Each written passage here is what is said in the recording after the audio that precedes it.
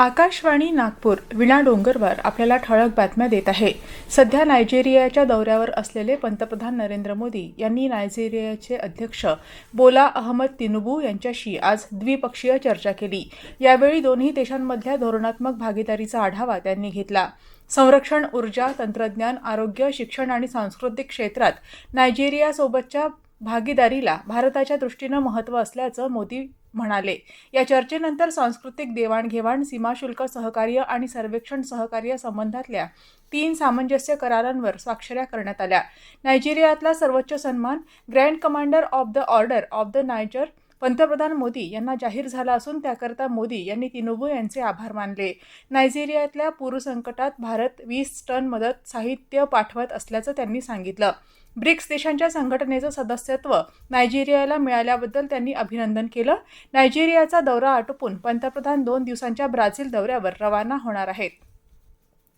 वंचित समुदायाच्या सक्षमीकरणात आणि सामाजिक न्याय मिळवून देण्यात कायद्याची भूमिका महत्त्वपूर्ण असल्याचं सर्वोच्च न्यायालयाचे मुख्य न्यायाधीश आणि राष्ट्रीय विधी सेवा प्राधिकरणाचे कार्यकारी अध्यक्ष न्यायमूर्ती भूषण गवई यांनी म्हटलं आहे।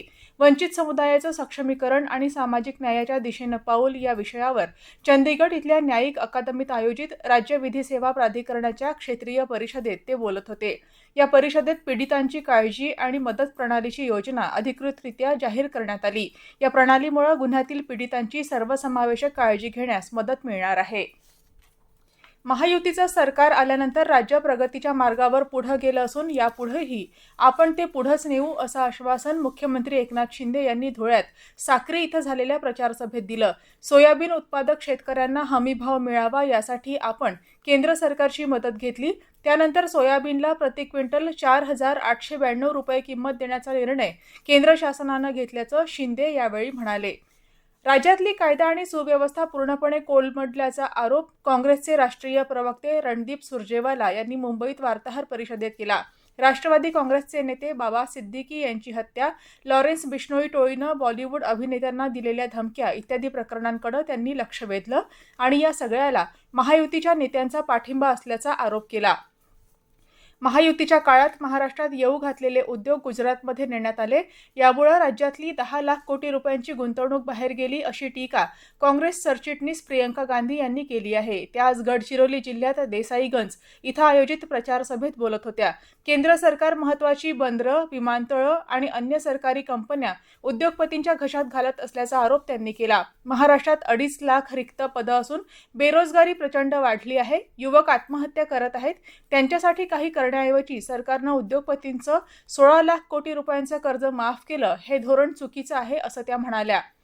महाविकास आघाडीचे काँग्रेसचे पश्चिम नागपूरचे उमेदवार आणि विद्यमान आमदार विकास ठाकरे यांच्या प्रचारार्थ भारतीय राष्ट्रीय काँग्रेसच्या महासचिव प्रियंका गांधी वाड्रा यांनी आज भव्य रोड शो केला।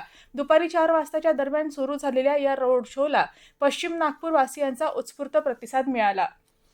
झारखंडमध्ये विधानसभा निवडणुकीच्या दुसऱ्या टप्प्यासाठीचा प्रचार उद्या संध्याकाळी संपणार असल्यानं विविध राजकीय पक्षांचे नेते जोरदार प्रचार करत आहेत। भाजपा अध्यक्ष जे.पी. नड्डा यांनी आज गोमिया, सिंधी आणि नाला इथं प्रचारसभा घेतल्या। हेमंत सोरेन यांनी आज गिरिदीह, जामा आणि जामतारा इथं सभा घेतल्या। काँग्रेस, राजद, AJSU आणि डाव्या पक्षांनीही आज झारखंडच्या विविध भागांमध्ये सभा घेतल्या, तसंच रोड शो केले। महिलांच्या आशियाई चॅम्पियन्स ट्रॉफी हॉकी स्पर्धेत भारतानं आज जपानवर 3-0 अशी मात करत आपली विजयी घोडदौड कायम ठेवली आहे। बिहारमध्ये राजगीर इथं हा सामना झाला। भारताच्या नवनीत कौर आणि दीपिका कुमारी यांनी आपल्या खेळाची कमाल दाखवत हा विजय मिळवून दिला। आता या स्पर्धेच्या उपांत्य फेरीत मंगळवारी पुन्हा भारताच्या संघाची लढत जपानशी होणार आहे। याबरोबरच हे ठळक बातमीपत्र संपलं। नमस्कार।